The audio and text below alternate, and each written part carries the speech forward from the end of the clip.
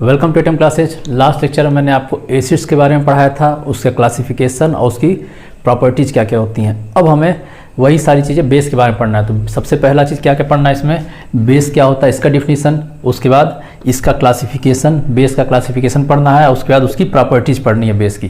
तो ये तीन चीज़ हमें फिर आज के लेक्चर में कवर करना है। सबसे पहले बेस क्या होता है, फिर उसका क्लासिफिकेशन क्या होता है और उसकी क्या क्या प्रॉपर्टीज़ होती है। प्रॉपर्टीज़ में भी दोनों टाइप की प्रॉपर्टीज़ पढ़ेंगे, फिजिकल प्रॉपर्टीज़ और केमिकल प्रॉपर्टी। तो चलिए स्टार्ट करते हैं बेस के बारे में। तो बेस को हिंदी में बोलते हैं क्षारक, और इसका डिफिनीशन क्या होता है, इसका डिफिनीशन होगा कि any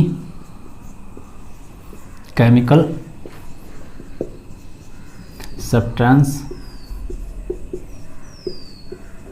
which dissolve in water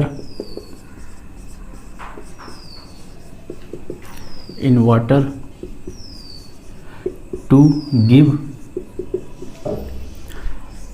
OH minus ion. तो कोई भी केमिकल सब्सटेंस जिसको वाटर में अगर डिजॉल्व करते हैं तो अगर OH माइनस आयन अगर देता है तो उसे कह देते हैं बेस। ठीक है, तो दोबारा बताते हैं इसका डिफरेंस क्या है। इसका डिफरेंस ये है कि कोई भी केमिकल सब्सटेंस अगर उसको वाटर में डिजॉल्व करते हैं तो वाटर में डिजॉल्व करने के बाद क्या होगा, वो OH माइनस आयन देगा। तो ऐसे ही केमिकल सब्सटेंस को बोलते हैं बेस। उसके अलावा एसिड का डिफिनेशन में क्या था कि वो भी था, सेम केमिकल सब्सटेंस था, उसको भी वाटर में डिजॉल्व करते थे तो वाटर में डिजॉल्व करने के बाद वो क्या देता था, H+ आयन देता था। तो कोई भी केमिकल सब्सटेंस अगर वाटर में H+ आयन देता है तो उसे बोलते हैं एसिड, और अगर OH माइनस आयन देता है तो उसे बोल देते हैं बेस। तो any chemical substance which dissolve in water to give OH minus ion is called base. तो सबसे पहले बेस का डिफिनीशन तो ये होता है। अब जैसे इसका अगर कुछ एग्जाम्पल देना चाहें तो एग्जाम्पल हो जाएगा इसका NaOH, उसके अलावा हो जाएगा KOH, MgOH का होल ट्वाइस। ये सारे एग्जाम्पल्स हैं बेस के। जैसे कि अगर हम NaOH ले लेते हैं तो इसको अगर डिजॉल्व करते हैं वाटर में, यहाँ पे रखते हैं वाटर, तो वाटर में डिजॉल्व करने के बाद होता क्या है, ये Na+ और OH माइनस आयन में क्या होता है, डिसोसिएट होता है, या फिर कह सकते हैं जिसको आयोनाइज होता है। एसिड में मैंने आपको बताया था कि आयोनाइजेशन क्या होता है या फिर डिसोसिएशन क्या होता है, दोनों सेम वर्ड है। यहाँ पर भी क्या हो रहा है, इसका आयोनाइजेशन हो रहा है। तो कोई भी केमिकल सब्सटेंस का अगर वाटर में डिजॉल्व करते हैं तो उसका सबसे पहले क्या होगा, आयोनाइजेशन होगा, और आयोनाइजेशन के बाद अगर जो निगेटिव आयन है अगर वो OH माइनस मिलता है तो इसी केमिकल सब्सटेंस को क्या बोल देते हैं, बेस बोल देते हैं। तो ये था बेस का डिफिनीशन, साथ में उसके एग्जांपल्स। अब हमें अगला पढ़ना है कि बेस का क्लासिफिकेशन क्या होता है और किस बेसिस पे उसका क्लासिफिकेशन करते हैं। तो क्लासिफिकेशन बेस, इसको हिंदी में बोलते हैं क्षारक का वर्गीकरण। तो जो क्षारक का वर्गीकरण है वो करेंगे on the basis of strength, इसको करते हैं on the basis of strength. Strength के बेसिस पे बेस का वर्गीकरण करेंगे, और स्ट्रेंथ के बेसिस पे जब भी बेस का वर्गीकरण करते हैं तो बेस दो टाइप्स के होते हैं। पहला है जिसको बोलते हैं स्ट्रांग बेस, और दूसरा होता है जिसको बोलते हैं वीक बेस। तो दो टाइप के बेस होते हैं, एक होता है स्ट्रांग और दूसरा होता है वीक बेस। जैसा कि एसिड में भी था, एसिड में भी स्ट्रेंथ के बेसिस पे करते थे, तो वहाँ भी एसिड दो टाइप्स के होते थे, एक स्ट्रांग एसिड, एक वीक एसिड। यहाँ पर भी सेम केस है, बेस का करेंगे क्लासिफिकेशन। तो on the basis of strength के बेसिस पे एक आएगा स्ट्रांग बेस और दूसरा आएगा वीक बेस। स्ट्रांग बेस में क्या होता है कि जो ऐसा बेस जिसको वाटर में डिजॉल्व किया जाएगा तो क्या होगा, 100% आयोनाइजेशन होगा। ऐसा बेस जिसका वाटर में डिजॉल्व करने के बाद क्या हो जाता है, 100% आयोनाइजेशन हो जाता है। तो ऐसे बेस को ही बोल देते हैं स्ट्रांग बेस। अब इसके एग्जाम्पल में जैसे लेते हैं NaOH, तो NaOH को अगर वाटर में डिजॉल्व करते हैं तो बनता है Na+ बनाएगा, और साथ में बेस है इस वजह से OH माइनस बनाएगा। ठीक है, अब अगर इसमें इसके 100 मॉलिक्यूल लेते हैं, अगर इसके 100 मॉलिक्यूल ले लेते हैं तो ये भी जो बनेगा ये भी 100 आयंस बन जाएंगे, और इसका भी 100 आयन बनेगा। तो ऐसे ही बेस को जो पूरा का पूरा अपने आयनों में डिसोसिएट हो जाता है उसको बोल देते हैं स्ट्रांग बेस। वीक बेस में क्या होगा, पूरा का पूरा अपने आयनों में डिसोसिएट नहीं होगा। तो ऐसे बेस जो पूरा का पूरा अपने आयनों में डिसोसिएट नहीं होता है तो उस बेस को बोलते हैं वीक बेस। जैसे यहाँ पे क्या होगा, यहाँ पे होगा लेस देन 100% आयोनाइजेशन होगा। हो सकता है 90% हो सकता है 80% हो, डिपेंड करेगा कैसा है, कितना वीक है। जितना वीक होगा उतना कम आयोनाइजेशन होगा उसका। अब इसका एग्जाम्पल हमें देना है, तो इसके एग्जाम्पल में हो जाएगा, यहाँ लिख देते हैं CaOH का होल ट्वाइस। तो ये भी क्या है, ये भी बेस है क्योंकि ये भी OH माइनस आयन देता है।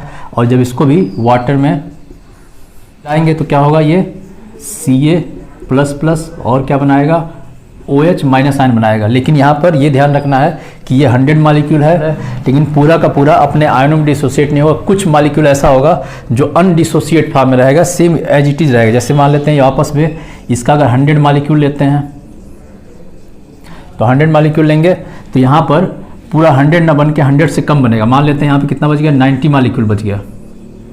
90 मॉलिक्यूल यहाँ बना लिया और यहाँ पे एक मॉलिक्यूल से यहाँ पे 2 मॉलिक्यूल बन रहा है, तो यहाँ पे 90 का दोगुना बनेगा और वो बन जाएगा 180 मॉलिक्यूल। और इसके जो 10 मॉलिक्यूल होंगे वो कैसा रहेंगे, अनडिसोसिएट फॉर्म में रहेंगे। तो यहाँ पे साथ में हो जाएगा 10 मॉलिक्यूल CaOH का होल ट्वाइस। तो इस टाइप के बेस को जिसमें 100% आयनाइजेशन नहीं होता है उसे बोल देते हैं वीक बेस। तो on the basis of strength, strength के बेसिस पे बेस 2 टाइप्स के होते हैं, एक होता है स्ट्रांग बेस और दूसरा होता है वीक बेस। स्ट्रांग बेस में क्या होता है, पूरा का पूरा आयनाइजेशन होता है, पूरा का पूरा OH माइनस में डिसोसिएट हो जाता है। जबकि वीक बेस में क्या होता है, 100% नहीं होता है। तो क्या होगा, तो इसमें कुछ जो बेस है वो क्या होगा, अनडिसोसिएट फॉर्म में रहेगा। तो ये था on the basis of strength के बेसिस। अब जो बेस है उसको सॉल्युबिलिटी के बेसिस पे भी बेस जो 2 टाइप्स के होते हैं, तो यहाँ पे लिखेंगे on the basis of solubility. ठीक है, बेस 2 टाइप्स के होते हैं। पहला होता है जिसको बोलते हैं water soluble, water soluble base, और दूसरा होता है जिसको बोलते हैं ऑर्गेनिक सॉल्वेंट सॉल्युबल बेस। तो 2 टाइप के बेस होते हैं। एक बेस ऐसा होता है जो वाटर में सॉल्युबल होता है और दूसरा बेस ऐसा होता है जो वाटर में सॉल्युबल नहीं होता है। तो इसको हम एक नाम और दे सकते हैं, इसको बोल सकते हैं वाटर नॉट सॉल्युबल बेस। तो 2 टाइप के बेस होते हैं। एक बेस होता है जो वाटर में सॉल्युबल होता है, दूसरे टाइप का बेस होता है जो वाटर में सॉल्युबल नहीं होता है। तो जो बेस वाटर में सॉल्युबल होता है इसको स्पेशल नाम देते हैं, इसको बोलते हैं एल्कली। तो जो बेस वाटर में सॉल्युबल होता है उसको बोलते हैं एल्कली। अब ये और ये दोनों क्या है, बेस हैं। लेकिन इन दोनों बेस में से जो बेस वाटर में सॉल्युबल है उसको बोलते हैं एल्कली, और इसको दोनों को मिला के बोल देते हैं बेस। तो हमें एक चीज़ ये पता चला कि जो एल्कली है वो क्या होगा, वाटर सॉल्युबल होता है, वाटर सॉल्युबल होता है। लेकिन जो बेस है वो बेस क्या होगा, वाटर सॉल्युबल भी हो सकता है और वाटर में इनसॉल्युबल भी हो सकता है। मतलब कि वाटर में डिजॉल्व हो भी सकता है, वाटर में डिजॉल्व नहीं भी हो सकता है। तो बेस दोनों टाइप के हो सकते हैं, जो वाटर में डिजॉल्व हो भी सकते हैं और वाटर में डिजॉल्व नहीं भी हो सकते हैं। अगर वाटर में डिजॉल्व हो सकते हैं तो उस बेस को क्या बोल देंगे, एल्कली बोल देंगे। तो इससे एक सेंटेंस बनता है जो अक्सर एग्जाम में पूछा जाता है, और सेंटेंस क्या है कि ऑल एल्कली आर बेस। जितने भी एल्कली होते हैं वो सब क्या होते हैं, बेस होते हैं। लेकिन all base are not alkali. ठीक है, तो यहाँ पे क्या चल रहा है कि जो एल्कली है वो तो है बेस, लेकिन जितने बेस हैं वो सारे बेस एल्कली नहीं होते। कुछ बेस ऐसा होता है जो वाटर में इनसॉल्युबल होता है। तो यहाँ वही सेंटेंस है, पहला सेंटेंस है कि जितने भी एल्कली है वो सारे क्या होते हैं, बेस कहलाते हैं, लेकिन सारे बेस जो है एल्कली नहीं होते हैं। तो यहाँ पे इस सेंटेंस में कई बार इस पर क्वेश्चन पूछा गया है, ट्रू फॉल्स में भी आया हुआ है कि all alkali are base but all base are. ये था टोटल क्लासिफिकेशन ऑफ बेस। अब हमें अगला जानना है कि बेस की प्रॉपर्टीज क्या क्या होती हैं। तो बेस की 2 तरह की प्रॉपर्टीज पढ़नी होती है, पहला केमिकल प्रॉपर्टी, दूसरा फिजिकल प्रॉपर्टी। तो दोनों के बारे में आपको समझाते हैं कि क्या होता है फिजिकल प्रॉपर्टी और क्या होता है केमिकल प्रॉपर्टी। तो ये इसकी फिजिकल प्रॉपर्टी है, इसको बोलते हैं क्षारक के भौतिक गुण। सबसे पहली प्रॉपर्टी क्या है कि ये कोरोसिव नेचर का होता है, जैसा कि एसिड में होता था सेम इसमें भी वही होगा कि ये कोरोसिव नेचर का होगा। कोरोसिव नेचर का मतलब क्या होगा, ये बेस को किसी भी मेटल पे गिराते हैं तो क्या होगा, उसका ऊपर का लेयर धीरे धीरे क्या हो जाएगा, हटता जाएगा। ठीक है, तो इसके वजह से इसी नेचर को बोलते हैं कोरोसिव नेचर। हिंदी में इसमें बोलते हैं संक्षारण, संक्षारण का गुण। तो सबसे पहला तो इसमें संक्षारण गुण होता है। दूसरा होता है टेस्ट में कैसा होता है, तो टेस्ट में होता है बीटर। तीसरा लिटमस पे इस पर क्या इफेक्ट पड़ता है, तो ये लिटमस को क्या कर देता है, ये लिटमस को कन्वर्ट कर देता है ब्लू कलर में। तो टर्न इन ब्लू लिटमस, तो लिटमस को ये क्या कर देता है, ब्लू कलर में कन्वर्ट कर देता है, जबकि एसिड क्या करता था, लिटमस को रेड कलर में कन्वर्ट करता था। एसिड रेड कलर में करेगा और ये बेस है, बेस क्या करेगा, इसको ब्लू कलर में कन्वर्ट कर देगा। तो ये था। पीएच हमें देखना है, पीएच कितना होता है, तो पीएच रेंज जो होता है इसका होता है मोर देन 7, 7 से ज़्यादा होता है। और किस रेंज में होता है, ये 7 to 14 के रेंज में होता है। जबकि एसिड जो होता था वो कितना था, 7 से कम होता था और 0 से 7 के बीच होता था। बेस क्या होगा, 7 से ज़्यादा होगा और 7 और 14 के बीच में होगा। तो इसका पीएच इतना होता है। अगला चीज़ कि इसको टच करने पे एक ऐसा होता है, सोपी जैसा होता है, जैसा साबुन होता है, साबुन के जैसा इसकी फीलिंग आती टच करने पे। अगला है कंडक्टिविटी। तो जैसा एसिड था, एसिड भी क्या करता था, आयंस में डिसोसिएट हो जाता था। उसी तरीके से जो बेस है ये भी क्या होगा, आयन में डिसोसिएट हो जाएगा। कौन सा आयन बनाएगा, एक पॉजिटिव आयन बनाएगा और साथ में एक निगेटिव आयन बनाएगा। निगेटिव आयन ही होता है OH- आयन। तो ये पॉजिटिव और निगेटिव आयन बना लेगा और इसी आयन के बनने के कारण ही जो बेस होगा उसमें भी क्या होगा, इलेक्ट्रिसिटी एक जगह से दूसरी जगह पास होगी। ठीक है, तो इस वजह से ये क्या करता है, इलेक्ट्रिसिटी को कंडक्ट करता है। इसलिए ये भी बिहेव करेगा कैसा, कंडक्टर के जैसा, कंडक्टर। तो जो एसिड होता था और जो बेस होता था दोनों ही कंडक्टर के जैसे बिहेव करेंगे। तो ये था बेस का फिजिकल प्रॉपर्टीज। अगर इसका डिफरेंस देखना है तो कोरोसिव प्रॉपर्टी एसिड और बेस में दोनों में होता है। इसमें बीटर होता है, उसमें सो टेस्ट होता है। ये क्या करता है, ब्लू लिटमस में कन्वर्ट कर देता है, जबकि एसिड जो होता है उसको रेड में कन्वर्ट कर देता है। पीएच इसका 7 से ज़्यादा होता है, एसिड का पीएच 7 से कम होता है। ये सोपी होता है। अगला, दोनों ही इलेक्ट्रिसिटी को कंडक्ट करते हैं, एसिड और बेस। तो ये सारी थी इसकी फिजिकल प्रॉपर्टी। अब हमें जानना है इसकी केमिकल प्रॉपर्टीज क्या क्या होती है। तो अब हमें जानना है कि जो बेस है उसकी केमिकल प्रॉपर्टीज क्या क्या होती हैं। तो यहाँ पर भी बेस की जो केमिकल प्रॉपर्टी, तीन केमिकल प्रॉपर्टीज के बारे में हमें पढ़ना है। इसकी जो पहली प्रॉपर्टी है वो है कि बेस को अगर मेटल के साथ रिएक्शन कराते हैं तो ये क्या प्रोड्यूस करता है, ये H2 गैस प्रोड्यूस करता है। सेम वैसे एसिड में होता था कि एसिड को मेटल के साथ रिएक्शन कराने पे H2 गैस मिलता था। यहाँ पर भी सेम रिएक्शन होना है, यहाँ पर क्या मिलना है, यहाँ पर भी H2 गैस मिलना है। अब एक रिएक्शन देखिए क्या बनता है, जैसे ले लेते हैं बेस में NaOH ले लेते हैं और इसका मेटल के साथ कराते हैं, जैसे Zn जिंक के साथ कराते हैं।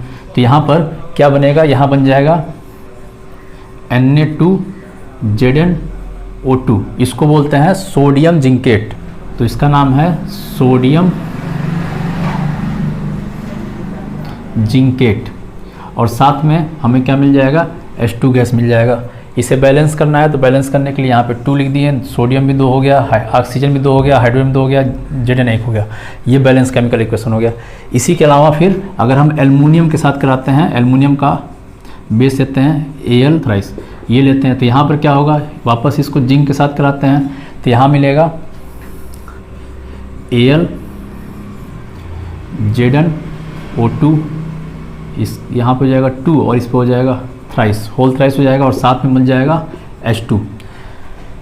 इसे बोलते हैं एल्युमिनियम जिंकेट। इस वाले नाम को जिंकेट वर्ड यूज करते हैं, ये हो जाएगा तो एल्युमिनियम जिंकेट। इसको बोलेंगे एल्युमिनियम जिंकेट। तो यहाँ पर सोडियम जिंकेट मिला, यहाँ पे एल्युमिनियम जिंकेट मिला और साथ में क्या मिलता है, H2 गैस मिल जाता है। तो ये बेस का था मेटल के साथ रिएक्शन। अब एक चीज़ और हमें ध्यान देना है कि बेस जो है वो सारे मेटल के साथ रिएक्शन नहीं करता है। बेस जो है वो सारे मेटल के साथ रिएक्शन नहीं करता है, कुछ ही मेटल के साथ रिएक्शन करता है। तो एक चीज़ हमें और जानना है, यहाँ पर इसे इंपॉर्टेंट में लिख देना है। क्या लिखना है कि base not react with all metal. Base जो है सारे मेटल के साथ रिएक्शन नहीं करता है, कुछ मेटल के साथ रिएक्शन करता है, उसका एग्जांपल दे दिए। तो ये था पहली प्रॉपर्टी इसका बेस का केमिकल रिएक्शन का। अब हमें देखना है दूसरी प्रॉपर्टी, बेस का जो केमिकल प्रॉपर्टी है उसमें सेकंड पॉइंट देखेंगे कि बेस का रिएक्शन कराते हैं एसिड के साथ। तो बेस को रिएक्शन कराएंगे एसिड के साथ। तो एसिड के साथ जब भी एसिड और बेस रिएक्शन कराएंगे तो यहाँ क्या बन जाएगा, सबसे पहला तो बनेगा यहाँ पे सॉल्ट और साथ में बन जाता है H2O। तो बेस का कभी भी एसिड के साथ रिएक्शन कराएंगे तो सॉल्ट और H2O बनेगा। अब इसका एग्जांपल लिख देते हैं, जैसे बेस ले लिए NaOH और एसिड ले लेते हैं HCl। ये दोनों रिएक्शन करेगा NaCl और साथ में बन जाएगा H2O और इस रिएक्शन को बोलते हैं न्यूट्रलाइजेशन रिएक्शन। Neutralisation reaction. तो कभी भी एसिड और बेस आपस में रिएक्शन करता है तो उस रिएक्शन को न्यूट्रलाइजेशन रिएक्शन करते हैं। ये आपको एसिड की केमिकल प्रॉपर्टी है, ये चीज़ बताए थे सेम, उसमें भी एक पॉइंट यही था कि एसिड और बेस का रिएक्शन हो रहा है, यहाँ पर भी क्या हो रहा है, एसिड और बेस का रिएक्शन हो रहा है। और तो इसमें क्या बन जाता था, सॉल्ट बनता था और वाटर बनता था, और इसको न्यूट्रलाइजेशन रिएक्शन बोलते थे। हिंदी में इसको बोलेंगे उदासीनीकरण अभिक्रिया। तो जो न्यूट्रलाइजेशन रिएक्शन है वो क्या होगा, एसिड और बेस के बीच होता है, उसको उदासीनीकरण अभिक्रिया भी बोलते हैं। इसमें क्या होता है, एसिड और बेस मिलेगा तो सॉल्ट बनता है और साथ में वाटर निकलता है। तो ये इसका सेकंड प्रॉपर्टी था। अब हमें देखना है बेस का थर्ड केमिकल प्रॉपर्टीज क्या होता है। अब जो थर्ड केमिकल प्रॉपर्टीज है वो है कि बेस का रिएक्शन कराते हैं नॉन मेटल ऑक्साइड से के साथ। तो अगर बेस का नॉन मेटल ऑक्साइड के साथ अगर रिएक्शन कराते हैं तो क्या बनना है, ये हमें जानना है। तो बेस का नॉन मेटल ऑक्साइड के साथ अगर रिएक्शन कराते हैं तो सबसे पहला तो बनता है इसमें सॉल्ट्स और साथ में बन जाता है वाटर H2O। जैसे इसका एग्जांपल देखते हैं, बेस यहाँ ले लेते हैं NaOH और इसका रिएक्शन कराएंगे नॉन मेटल ऑक्साइड में ले लेते हैं कार्बन डाइऑक्साइड। अगर ये ले लिए तो इन दोनों का जब भी रिएक्शन होगा तो यहाँ बन जाएगा Na2CO3, इसको बोलेंगे सोडियम कार्बोनेट, और साथ में बन जाता है वाटर H2O। अब इसको अगर बैलेंस करना रहा तो बैलेंस करने के लिए यहाँ पे 2 लगा दिए, सोडियम बैलेंस हो गया, ऑक्सीजन यहाँ पे 2 और यहाँ 2, 4 ऑक्सीजन हो गया, 3 और 1 4 ऑक्सीजन भी बैलेंस है, हाइड्रोजन यहाँ पर 2 है, हाइड्रोजन यहाँ पे 2, हाइड्रोजन बैलेंस है, कार्बन 1 है, कार्बन बैलेंस है। ये हो गया बैलेंस केमिकल इक्वेशन। तो ये हो गया। एक एग्जाम्पल और देते हैं बेस का और नॉन मेटेलिक ऑक्साइड का, जैसे कि ले लेते हैं यहाँ पर MgOH का होल ट्वाइस, और इसके साथ वापस कराते हैं कार्बन डाइऑक्साइड का रिएक्शन, और इसके साथ रिएक्शन कराने के बाद क्या बन जाएगा, यहाँ बन जाएगा मैग्नीशियम कार्बोनेट और साथ में वाटर निकल जाएगा। अब इसको भी बैलेंस अगर करना है तो बैलेंस करने के लिए मैग्नीशियम 1 दोनों तरफ 1 है, मैग्नीशियम बैलेंस है, ऑक्सीजन यहाँ पर 2 और यहाँ पर 2, टोटल मिला के 4 ऑक्सीजन है, 3 और 1 4, ऑक्सीजन भी बैलेंस है, हाइड्रोजन यहाँ पर 2 है, यहाँ पर भी 2 है, हाइड्रोजन बैलेंस है, कार्बन यहाँ पे 1 है, कार्बन 1 है। तो ये बैलेंस केमिकल इक्वेशन है। तो इस तरीके से ये 3 केमिकल प्रॉपर्टीज़ थी बेस का। पहला प्रॉपर्टी क्या था कि इसको मेटल के साथ रिएक्शन कराने पे क्या होता था, H2 गैस निकलता था और सारे मेटल के साथ रिएक्शन नहीं करेगा।